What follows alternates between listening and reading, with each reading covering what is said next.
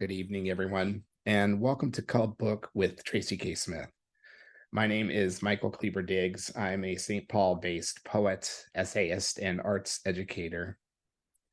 Before I introduce tonight's guest properly, allow me a moment to tell you a bit more about the unique series that is bringing her to us. Club Book is a program of MELSA, the Metropolitan Library Service Agency, and it's made possible through Minnesota's Arts and Cultural Heritage Fund and coordinated by Library Strategies, part of the Friends of the St. Paul Public Library.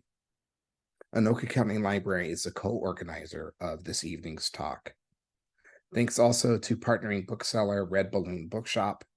A purchase link To Free the Captives, A Plea for the American Soul will be available in the comments section of this live stream feed. You can have it shipped. You can pick it up at their store on Grand Avenue in St. Paul, or if you're in the delivery area, they'll drop it off at your house. One final housekeeping note. Also in the comments, you'll see a survey link. MELSA would greatly appreciate hearing what you think of this club book program. Filling out the survey is quick and easy. Now for our featured event. Tracy K. Smith has published 5 well-received poetry collections to date and served as the 22nd Poet Laureate of the United States from 2017 to 2019. Her sophomore release, Duende, received the coveted James Laughlin Award from the Academy of American Poets. Smith cemented her growing reputation with Life on Mars, a work which, as Publishers Weekly put it, blends pop culture, history, elegy, anecdote, and sociopolitical commentary to illustrate the weirdness of contemporary living. It won the 2012 Pulitzer Prize in Poetry.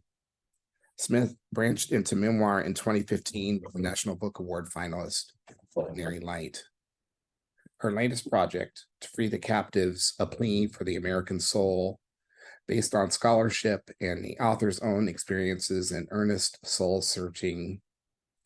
Smith's latest, Etches, a portrait of where we find ourselves as a society 400 years into the American experiment, and offers a blueprint for fulfilling our duties to each other and to the future. It debuted last Tuesday, November 7th. After a short talk and some initial questions from me, we'll have time for audience Q&A. Simply drop your questions in the comments thread here on Facebook, and our tech manager will route them to me, and I'll share them with Tracy. You can also send a message to Club Book through Facebook Messenger or by email, where you'll find us at clubbookmn@gmail.com. And with that, it is my pleasure and honor to introduce Tracy K. Smith. Hi, Tracy.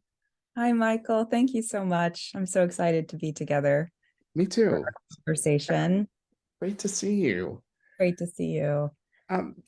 Before I invite you to read a little bit from the book, I just wanted to say, in addition to being delighted to visit with you, and really for our audience listening in, but also to you, that the book is beautiful. It's resonant and thoughtful. It's important. I thought it was poetic. It's ekphrastic at times. I feel like you're in conversation with images and photos, and it's a very personal and kind of candid examination of your life, your family's life, and through that, American life. And as you say, the American imagination. And I felt it was an essential read for this perilous time. And I'm so grateful that you took a time to kind of gather all those ideas together into what is a really wonderful, wonderful book. Oh, thank you so much. I'm such a huge admirer of your work. And so that means the world to hear that. Thank you. Start off by sharing a little bit from the book with us. Absolutely. Yeah. This is a book that moves through regions of my family history and thinking about the America that we've inherited, the America that many quiet lives have served to steward and seek to better. And a large part of it is also looking with honesty at my own life and my own experience of living inside what I think of as the collective American imagination, what that means, how it informs our view of one another and even of ourselves. I thought I would read a passage from the middle of the book, from the time when my young sons were born. They were born premature, spent some time in the neonatal intensive care unit, and it happened to be during the same period when the George Zimmerman trial was happening. And I would go in to visit them, and I would be, kind of like accompanied or confronted by images from that, those deliberations, and also images of Trayvon Martin at different stages of his childhood. Our twin sons are born into the world 8 weeks premature. They will not be released from the neonatal intensive care unit for 2.5 weeks. During their stay, a Florida jury acquits neighborhood vigilante George Zimmerman of second-degree murder for shooting Trayvon Martin, an unarmed 17-year-old child, a Black child in a Black hoodie. He could have been my brother's decades ago, or my father as a young man wandering Detroit. Blood or not, history instructs me to claim Trayvon Martin as kin. My postpartum heart herds him in. The news of the decision does not come as a great surprise, not because it is correct, but because America has had centuries to perfect the discounting of Black lives. This jury, like others, has swept an age-old suspicion and an age-old doubt into a mound and heaped it onto their scale. America's streets and schools and cafes and boutiques are filled with doubt's debris, which tips the scale on occasions like these. In photos from his unspent childhood, Trayvon Martin's beautiful face beams toward the camera. In one image, he stands in a red Hollister t-shirt, arms loose at his sides, held safely in a familiar gaze. In another, he's at aviation camp, standing in profile, looking up from a page of text, a diagram, perhaps, of an object in flight. As a mother, I believe I can decipher some of the baby that lingers still visibly in him, something vulnerable that has not yet been pulled taut. He smiles, teeth parted, or else he has been caught on the cusp of speech. The theft of this young life, the needless and groundless, but nevertheless familiar loss, adds yet more heft to the understanding that my own tiny boys are born fighting for their lives. Atticus arrives first. I wake up to a puddle in the bed, sheets, blankets, everything wet. No labor cramps, no quickening, but my body has woken itself with this bout of something like weeping. After the birth, the baby is shown to me for just a moment. I'm allowed to hold him briefly to my chest, like a tiny comet, the scrawny, wriggling legs, warm vernix still slicking his skin. But there is some mention of his breathing, his lungs too young. Quickly, he is lifted away. Sterling is more hesitant. He has yet to descend. My doctor reaches in. I watch at first as if he is at work in an architecture that is not me. His arm disappears up. I had no idea my womb was so tall to puncture the sac. Has it really been 2 days of admitting and trying to forestall, and then finally accepting the inevitability and then the necessity of this too early delivery? I am ready, and I am not ready. For months, I've been lurching toward the sight of them, toward the dream of their faces and what they bear. Did one of them feel the same? They could have stayed where they were, but they are here, squinting, hands fisted tight, shoulders raised, legs pedaling against the sudden air, the delivery room light. but it is too soon. Again, the doctor questions the lungs, their viability. It falls to my husband to race after the nurse as the second new son is ushered away. Photos of older graduates from the NICU line the walls at check-in. Kids whose healthy faces and broad smiles are a daily consolation. There is even an 8x10 of a husky teenager in a high school commencement cap and gown. My husband and I claim the strength, the thriving of these children for our own sons. The smiling faces that walk us back from fear intervene upon the daily jag of tears. But we can't let down our guard. We refuse to, because right here in the waiting room where the TV stays on with the volume turned down, here with us in our coming and going, there is also often another face, which the camera cuts to again and again throughout the trial. He is beaming towards some earlier camera's lens, or he is peering out from under the drape of a sweatshirt's cowl. The nurses seem to understand this too. They are Black women and Filipinas, quiet, gentle, steady as bedrock. One in the delivery room had even been named Nurse Rock. They keep the TV turned to the Zimmerman trial. They remain vigilant in their care. Every life they profess with their actions is a matter of many lives. Parents whose daughter fits at first into the father's palm. A new mother so young it seems she doesn't know to fear. All are graced by the saints of this place, who are tireless, who whisper without inviting despair, who teach us to lift, hold, and handle our babies as if they will be our babies forever. They tell us to go home, to sleep, to rest, to recover for the joy and labor ahead. It is a Black hospital in what was once a Black neighborhood. The white mothers who live here give birth elsewhere. So I don't feel gawked at as my breasts struggle to make milk. So there is no question as to why I cry in the waiting room, eyeing the trial. Thank you so much, Tracy. And that leads to a vivid image of your son seeing you carrying some of that grief, and the weight of all that. The fight is such an apt way to describe it.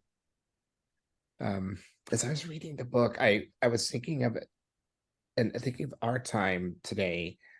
I was just thinking about the book as a series of conversations, and I'd kind of like to talk to you about three of them. Okay. I feel like you're in conversation with your parents, both when they were alive and after they passed on. Mm-hmm. Your mother, well, I'm going to start with your dad.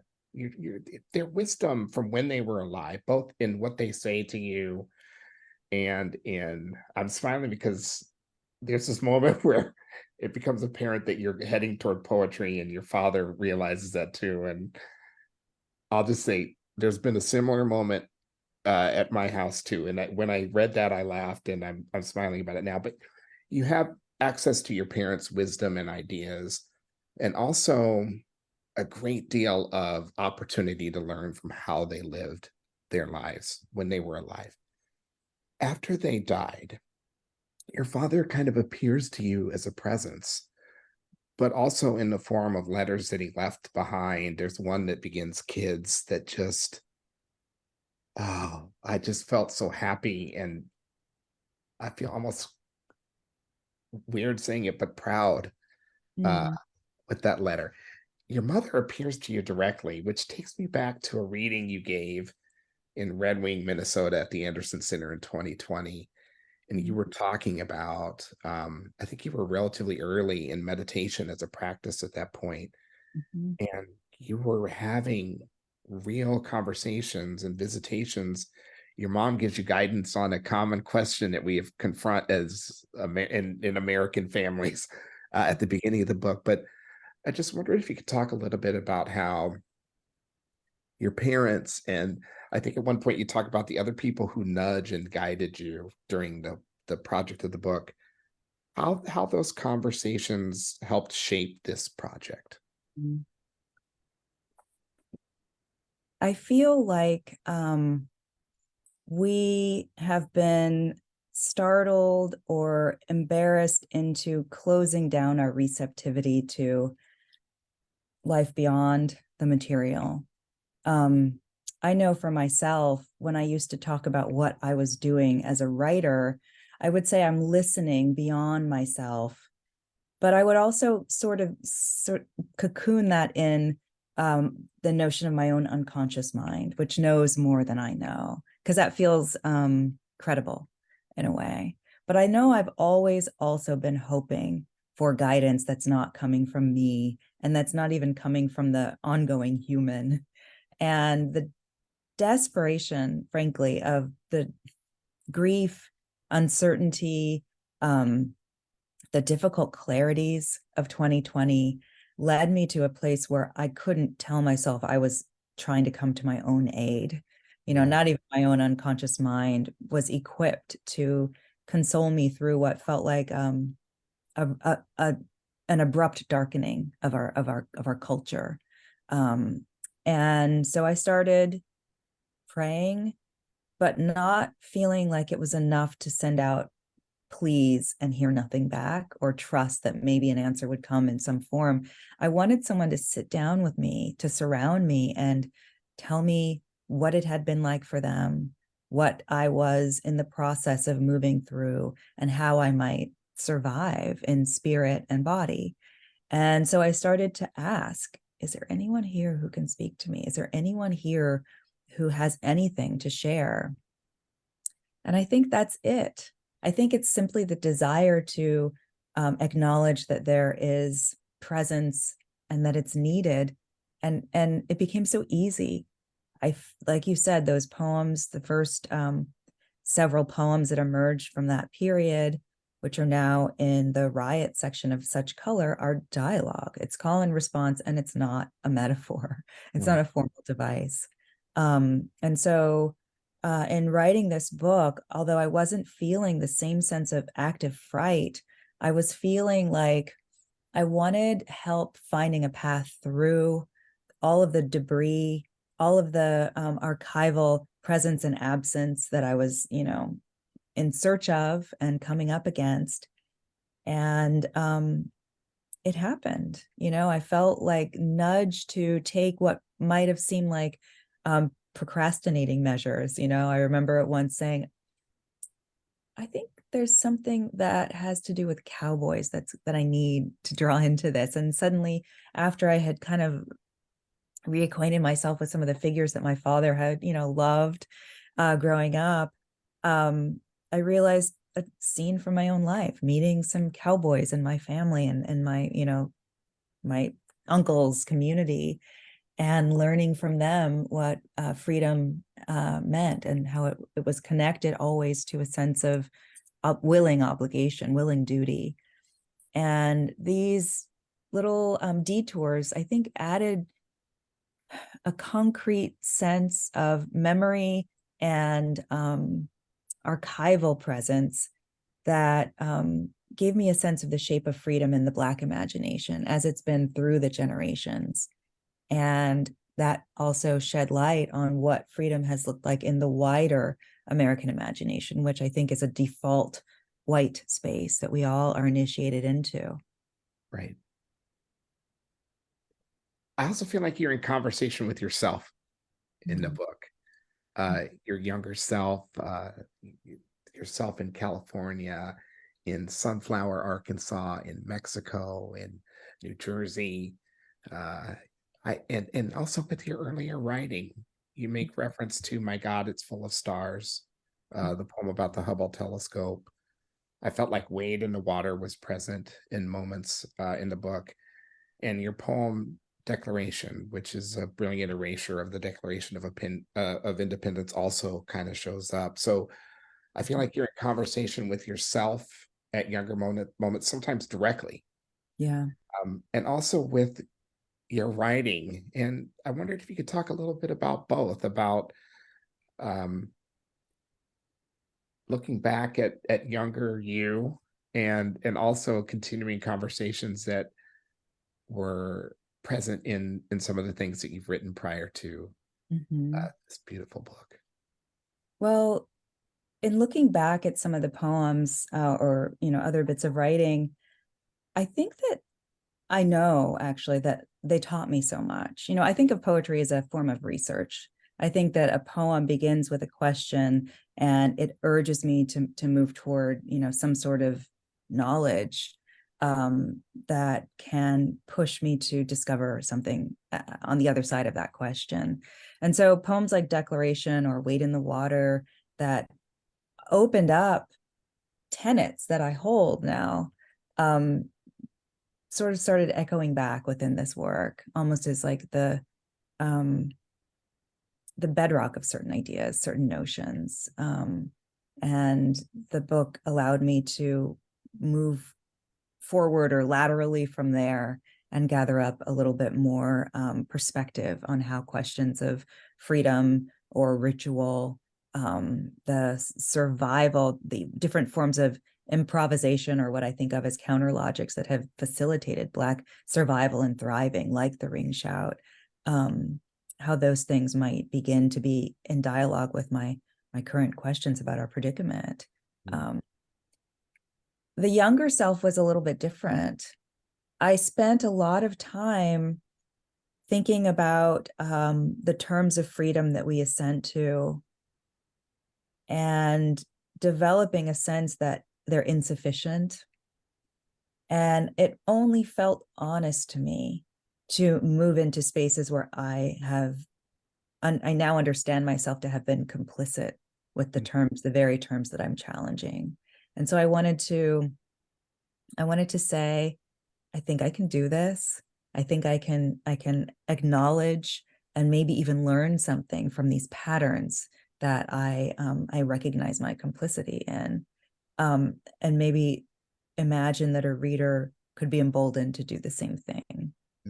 Because ultimately what I think it will require for us to adjust our habitual mode of regard across lines of difference is to change our relationship to the things, our memories, to recognize what they serve, what they hold, and what they impede.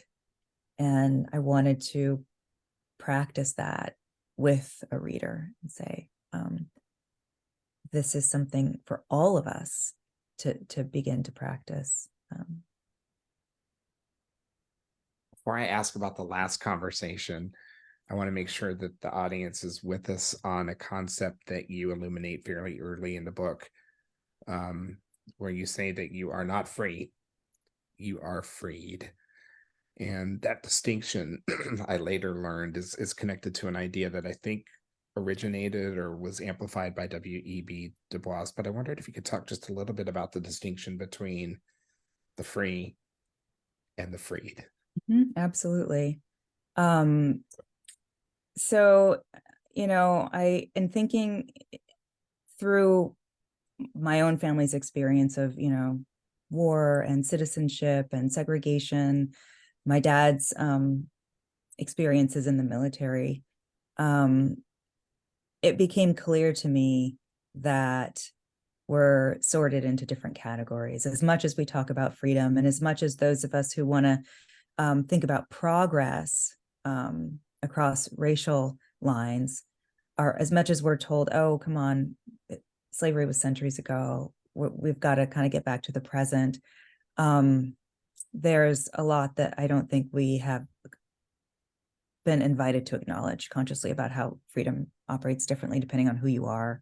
So the terms I bring to it, and you're right, they're definitely informed by Du Bois and others, are that those in this country who we assume to be free are people who appear to descend from histories of power, ownership, people whose choices have been, at least in part or in large part, made to act upon others, enslavement or forced migration or patterns in some of these traditions.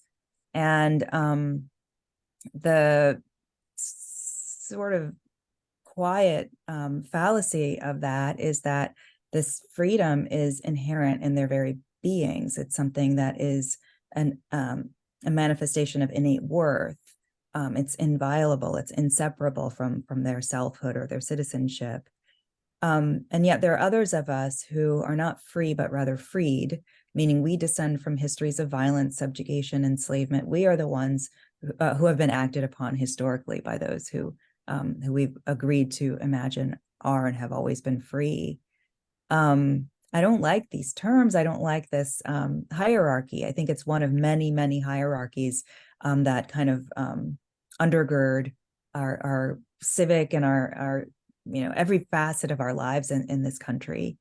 And I think that it also invites a kind of unnecessary and destructive labor to be performed, whereby we are either trying to ascend, which means wriggling up ever higher on these hierarchies and leveraging what we can to become or claim or seize a little bit more privilege or freedom or power, or we are expending energy and emotions to put and hold others in their place so that our freedom is not encroached upon by those who are less free. And I think it's it's a competition that exhausts us when we could very well be building things together. Right. Which leads so well into my last conversation, which is I feel like you're also in conversation with America. Obviously, there are a lot of other conversations in the book that I wanted to highlight. I'm under a strict time limit, so honoring that, I'll go to the third one, which is a conversation with America. And one of the feelings that I had as I read the book, and this is a feeling that I have had before, but it's rare, is that I really wish I had the power to make everyone in the country read it, not as a How chore, I feel about your book. not as a chore, just as a, like I feel like it would advance so much.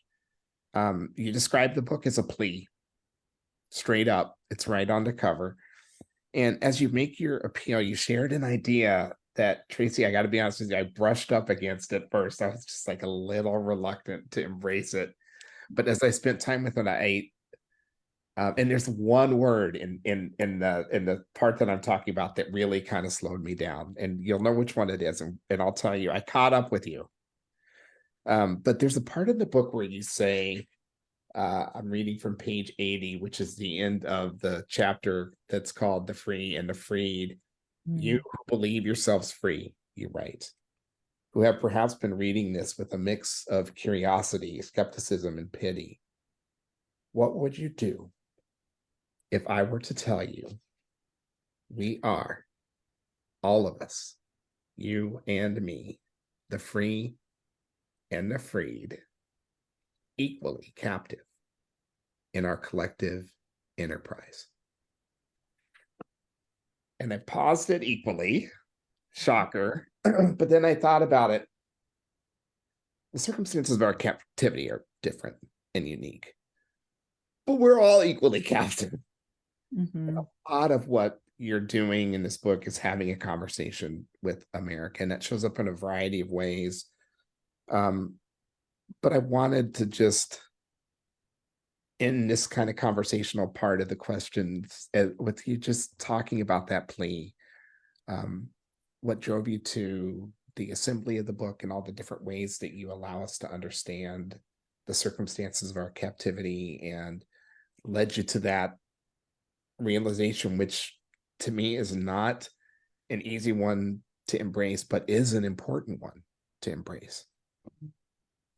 Well, I think about, yes, I'm trying to make a case for what this thing is the American imagination. But if you just think about the individual imagination, we live in a time and a place where we're given so many terms that serve to diminish our ability to frame and to build and imagine on our own. I think it comes through language. It certainly comes through all of the images that we're kind of bombarded with, that are dull us, that whet appetites that are, small, that are futile, or that are self-driven. And I feel like our ability to see, to want, to remember, to care, to even want to connect, I feel like it's being dimmed. We are becoming smaller in spirit, and the imagination is I guess, like the bullseye for that attack. It makes us, better consumers. It makes us easy to corral because we can, our buttons can be pushed more easily when we all have buttons. And so that's one side of captivity, I think. And sometimes I think that poetry is one thing that convinces me how effective that captivity is, because it's often that my conversations about poetry with people who believe they dislike the form or are afraid of the form, when we persist a little bit, they remember how large and fearless and creative and imaginative they actually are, and they draw me into a conversation that's beautiful, that's singular, and that is, transforms my own view of language, of poems I love, poems I might have even offered, and I think yeah, so that's one degree. But I also feel that the appetite for power that we've been persuaded to imagine freedom is, or leads to, is another thing that limits our capacity to think in more original and enlarging terms, because we're seeking to claim, hoard, and defend something that is offered as freedom but isn't freedom. I think that our mistaking freedom for power creates a lot of fear. And I think that might be what makes conversations about racial difference, inequality, equity really hard for some people to have. That's right. One of the things that I think you share in the book that's really important, we learn a lot about your parents' lives. For me, and you present them fully and well. They are human people, and they face challenges and setbacks and all of those things, and they did everything right. Mm-hmm. And the circumstances of their lives were difficult, and I had a similar reaction to some of the things that you shared as well, Tracy. We start our conversation tonight by sharing your bio, and people who are joining us here, that you've won a Pulitzer Prize, that you were the Poet Laureate of the United States. They might know that you are a professor at one of the most highly regarded learning institutions in the entire world. And from that, we might make these assumptions that you are doing everything right, and the circumstances of your life will bear that out. But there are moments in the book where you encounter what I will describe, for convenience sake here, as indignities. And you're very gracious about it in the book, but I think we might also see moments of disrespect that show up in those settings. And part of what emerges is that your parents sacrificed so much so that their 5 children would have a life that was not as difficult as theirs. And I can say for myself, my life is not as difficult as my parents' lives were, or their parents. And it's hard not to use this moment also to talk about the fact that there is no resiliency against those indignities. When you walk into an archive, a person might recognize you as a professor, or they might not. They might know that you've won a prestigious award, or they might not. Um, and they might be responding to you because of your race or because of the size of your party or any number of things. But in a society such as ours, as we think about how the ways that we're all captive, it's difficult not to also account for the very real possibility that what's driving concern and disrespect and decisions is racism. Mhm. Um, In some ways, I think it's like our training as Americans. That right. notion of doubt's debris, like we're taught, I say we because I live here. It's a lesson that's been directed at all of us, and many of us have recognized the need to turn from that or to call it out. But it's ambient matter, and it takes an active decision and an ongoing decision to listen in a different way, to look and expect in a different way. I thought a lot about a Barbara Jordan quote. I think she was talking about women specifically, but she was talking about how our nation just does not use 50% of its kinetic energy Mhm. because we're so locked into these approaches and systems that won't allow us to see things differently. And there were several moments in the book where I'm like, this is what we lose. Yeah. The capital we, because we're too busy, kind of locked into ways that don't serve really any of us. Yeah. It feels like a time to start thinking and talking about this more because we're in a moment where so many of the institutions that we've long trusted to solve things for us or to create the mechanism by which we can, register our wishes and activate the changes that are needed, um, they're not functioning in the ways that they always seemed to, Right. if they did. They're vulnerable, they're teetering. The values by which they operate have suddenly changed. They're riddled with contradiction. And it feels like a time to recalibrate our relationship to these institutions and to think, what are the other institutions that have sustained communities of people over time? Maybe they're not the most august and celebrated institutions in our culture, but the intimate, homespun, improvisatory ones. I think I ask a question like, is memory an institution? Is love an institution? And I wonder if those are sites by which we might begin to realize change might be more possible. Yeah. Thank you for that. So I'm going to open the conversation up a little bit. We had some questions come in advance. I also see that there are some questions in the chat. I'll start off with a question that was submitted in advance. It reads, I am a librarian of color and enjoyed Tracy's recent interview with American Libraries magazine. Could she elaborate on the violence of the archive concept she named, which plays such a role in the marginalization of already marginalized communities? Oh, sure.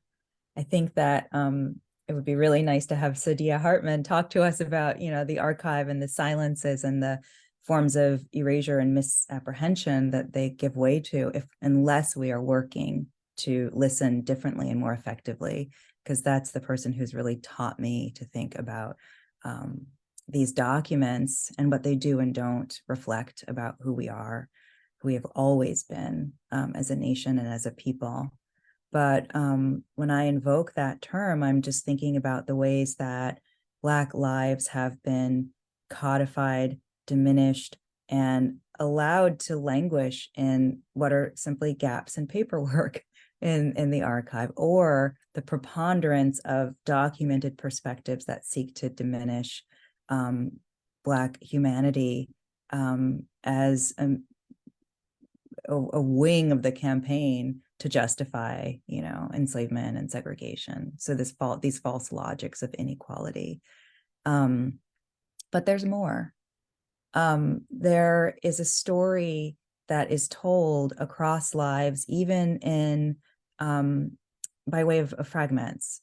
When I was looking even for evidence of my own family, I found, war records, census records, a letter that a neighbor in my grandparents' community wrote to the governor of Alabama during the Great Depression, making a case for how differently their experience as Black people was unfolding than that of whites in nearby communities.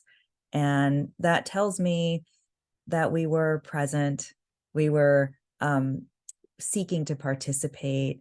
And when that letter was met with the coldest, mutest, least useful institutional response, I saw what this family did. And they, the elders moved in with the young ones. They took different jobs and they made do. And I think that they strengthened one another in improvising, and in saying, well, our love, our care, our willingness, and maybe even our ability to forgive is going to be the foundation for our keeping going. And I think that when we look at the archive with an interest in continuity and with an understanding of who we have been to one another, we find so much evidence of love and grace. I feel like these are hallmarks of Black experience in this country, and there are capacities by which I think it is possible to absorb a setback, find a way to build one another back up, and keep going and keep contributing, and also keep making a case that there's more we're capable of as a nation. And I feel like that's one story that I've become really attuned to in thinking through even just personal and familial history through archival sources. That segues so beautifully into a question that's in the chat. A viewer has asked, how do you find the strength and courage to speak so boldly and earnestly in such an oppositional and stark world? Silence hurts more. It allows the notion that attack is imminent to heighten the sense of isolation and vulnerability. But I don't know, speaking, writing, thinking with others and toward others invites community. It invites corroboration. It invites the, awareness that there are other lives who might have different perspectives and might be, I don't know, emboldened to speak back or to speak with. And we come from, I say we, I'm talking about the community of Blackness over the centuries in this country. We come from vocal and eager to be useful communities. We are people that have used language to transform the sense of the possible, to show ourselves and also our nation who and what we're capable of being and who and what we truly are. And so I want to earn a place in that tradition by using my voice in harmony or in concert with those other voices, which are not gone, which continue to sound and continue to shed new light even after all this time. Can I share my reaction as a reader? I also feel, and I should say, I got the book on Tuesday. Like, I went to my independent book. I had a PDF in advance, but I also got a copy at my bookseller on Tuesday. And listen, I was prepping for our conversation tonight, and so I was with you in audiobook and on the pages, double timing it in that way. And I would really recommend to readers, and I'm not kidding.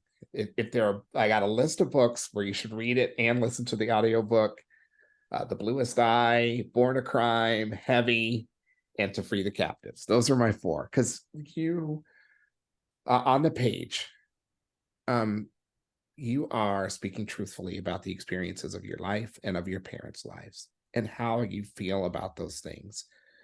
And you also have these moments of direct address where you acknowledge that people might be surprised. They might find this difficult or uncomfortable, but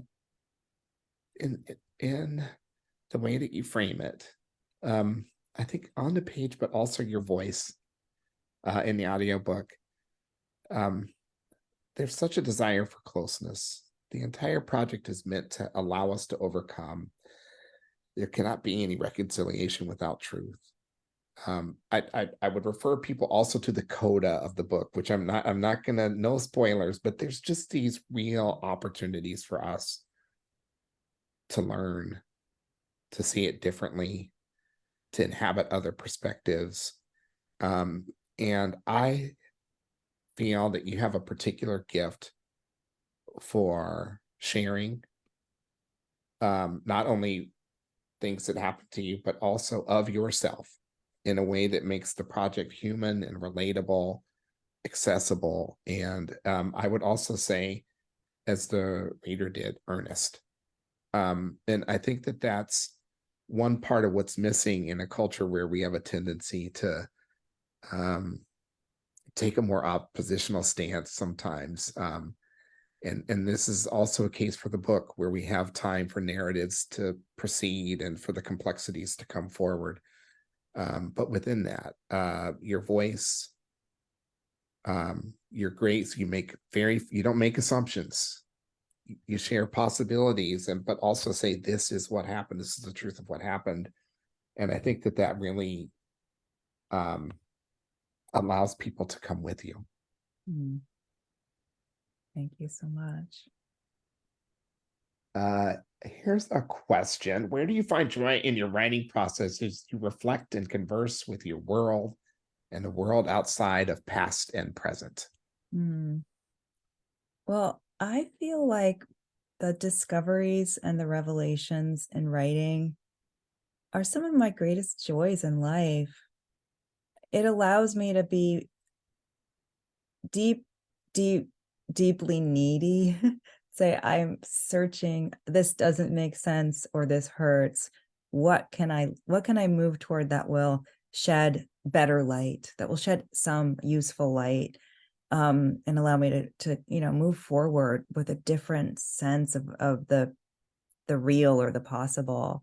Even, there are things that I discovered about my family and my dad, his father, that made me very sad, that hurt me to imagine that, I couldn't protect them. Even now that I'm older than they were at these different pivotal moments in their lives, there's no way I can protect them in the way that I wish I could. And that's a pain, but it leads to a different kind of resourcefulness of thought and memory. And ultimately, to me, that feels enlarging. And I think the other thing that makes me feel joy is that I really do believe that those lives who are not with us in material form are with us, and they're ongoing. My ancestors are not suffering now in the ways that they did in parts of their lives. And they have a largeness of perspective that allows them to be useful, encouraging, even, even funny now when I need that. And I really almost encourage or challenge those of us who are afraid to tip into the weight and the freight of our history to think about these lives as not stuck where they once were, and not even bound by the certainties that they perhaps held in life. And to me, that's been really exhilarating. It's literally, I think, kept me from despair to imagine that ancestors whose names I don't and may never know understand something about where we're going and are willing to be helpful to me as I confront the challenges of our time and the ones on the horizon. That's a really different sense of the cosmology that we belong to, but without it, the cosmology we belong to is riddled with false tribalisms, with power grabs, with didacticism and inflexibility, or virtue signaling in two-dimensional online life. And that's no consolation. And a form of captivity, as you point out. Mm-hmm. We have a couple of questions that are kind of related to research. And one of them, basically, is like, what was your favorite or most surprising discovery as part of your research for this book? Oh, that's a good question and a hard one, because I don't feel like I was doing scholarly research. I was feeling myself and better acquainted with what I think of as like colloquial history, the history that we grow up in and beside and receiving from the voices and sources in our midst. I think I talked a little bit about Black cowboys in the beginning, but that was a detour that filled my heart. And that's a moment where I feel like maybe it was my dad Yeah. saying, um, let's go in this direction. Don't worry, it'll be useful. But thinking that there are these Black men who had been born into enslavement, who after emancipation found jobs not as cowhands or ranch hands, but like lower totem pole, like cowboy um, positions, and um, felt themselves embracing a kind of responsibility, um, understanding that freedom is not disappearing, which is what the myth of the cowboy is, like riding off into a sunset where the only duty is to oneself, but rather the joy in saying what I'm capable of doing, I will do for myself and others, because these are possibilities that have long been withheld. So the notion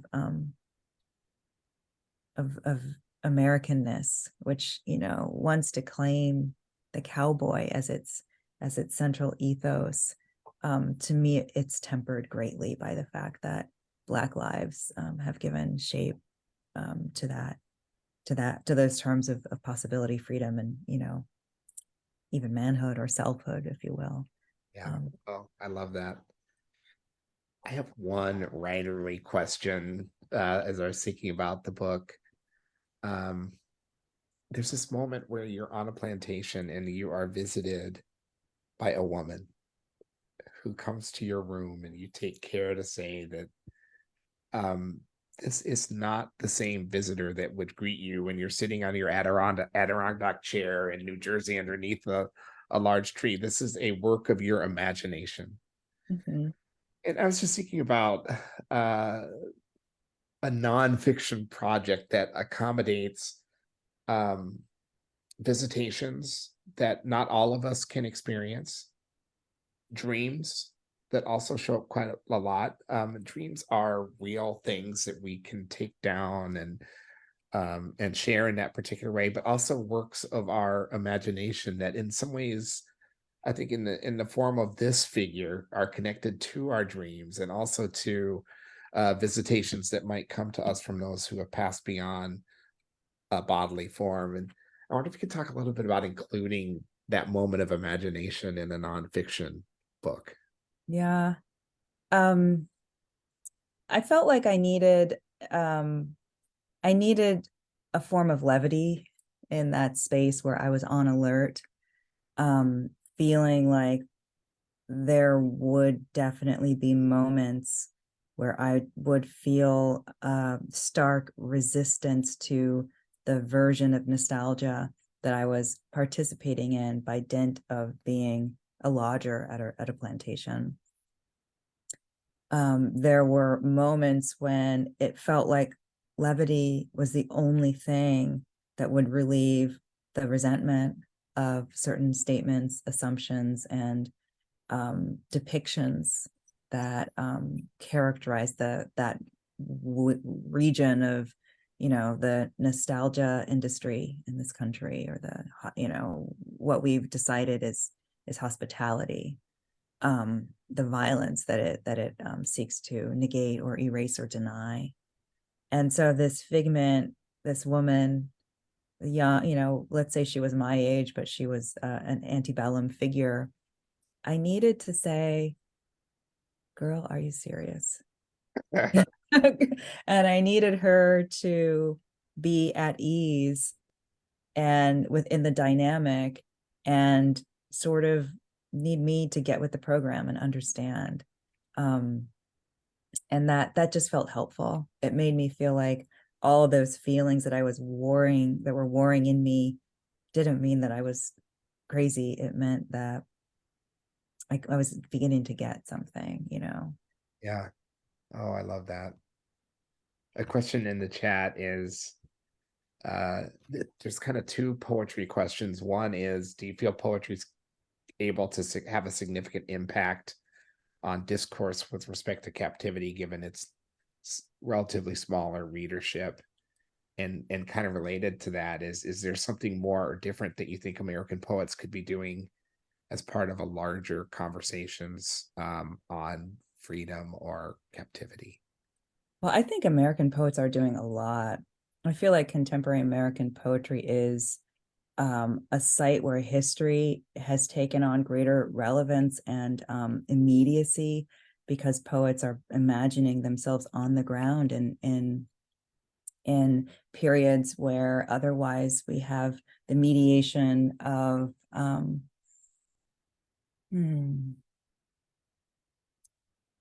mediation of a lot of archival silence and subterfuge. I'm thinking about a book like Eve L. Ewing's 1919, which thinks about the Chicago race riot in 1919.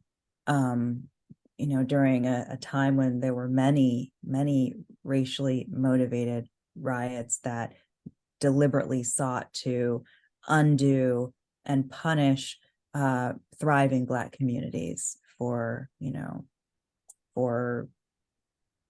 flourishing.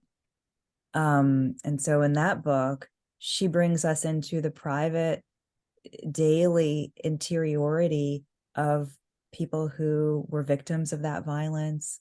There's a poem in which she imagines, it's one of the last poems in the book, Emmett Till as if he had survived and was shopping for fruit in a corner market, with the grace and tenderness that he ought to have lived to, at an older age. And she brings in beautiful metaphors for thinking about what's at stake with migration. There's a poem called At the Summit, in which what Black people did in migrating from the violence in the South to the sense of hope that seemed to await in the North, she likens it to climbing a mountain like Mount Everest and enduring these chilling and mortal environmental stakes, and the small acts of care and endurance that made great continuance possible. I think poets are bringing so much visceral knowledge, so much understanding that history or any kind of information enters us not only through this cognitive zone, but through the body, through the ear, through our ability to be drawn into a voice and a form of music. So I think our poets are leading poets worldwide in this regard. We just need to stop worrying that poetry isn't for us, Right. and admitting that there's much there that we want and need and will recognize. Remind me if there was another layer of that question. So there was one component that was kind of connected to sales, the fact that poetry doesn't reach as wide an audience as fiction and nonfiction does. But I think you've spoken on that. I also think poems reside in our pockets and in our hearts. We carry them with us in other ways. And how many copies a book sells and how a poem has conversations out in the world are two different things, I think. I think you're right. I meet a lot of students whose experience with poetry has primarily been online, performance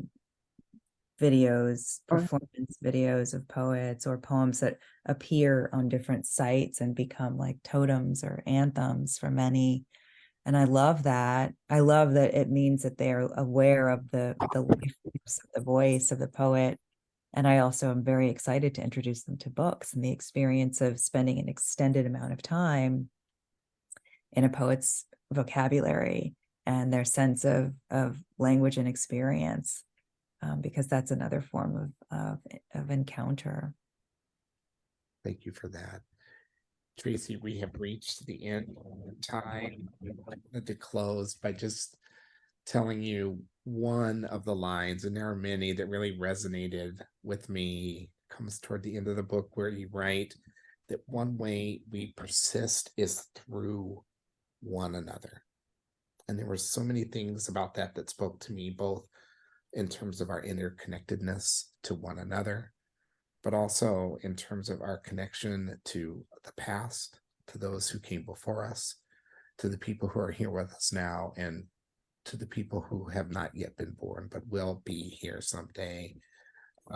This is through each other, and this is a captivating plea for the American soul. I'm grateful to you for writing it. We are all grateful to you for visiting with us here at Club Book. I got to tell you, we got a quiet little plan underway to make Minnesota like your second home. I've been enlisted as part of that, so don't be surprised if we try to get you.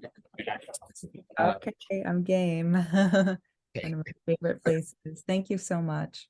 Thank you. It's been a pleasure to speak with you tonight. Oh, likewise. And that's all the time we have for this evening. Thank you again, Tracy, for making time for our conversation today.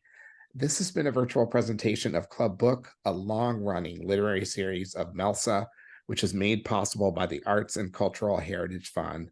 Special thanks to Anoka County Library for the part they played in bringing Tracy to us. Hashtag I was the first Poet Laureate of the Anoka County Libraries. Before you log off, please look for the Club Book survey link in the comments. We really benefit from the feedback that we receive on your experience with this Club Book video. Tonight's event is our season finale for the fall. However, Club Book will be back in March with a new lineup of 8 author speakers. Many of them will appear in person here in the Twin Cities area libraries. Go to clubbook.org to sign up for their e-newsletter and be among the first to know when announcements drop. Thanks so much for being with us. Have a great night, everyone. Take care.